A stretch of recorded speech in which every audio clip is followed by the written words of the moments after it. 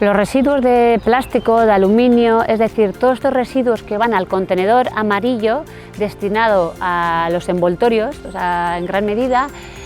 luego acaban en una planta donde se hace una separación por tipología de residuo, por tipología de plástico generalmente,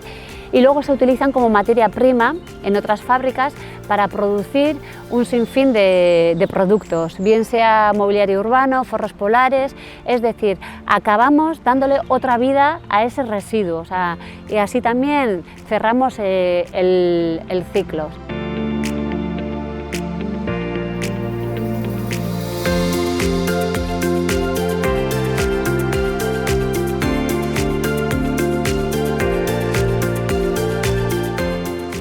Reciclemos,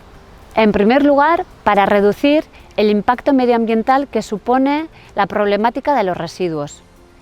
pero también, y en segundo lugar, para reducir el impacto económico que supone la gestión de esos residuos.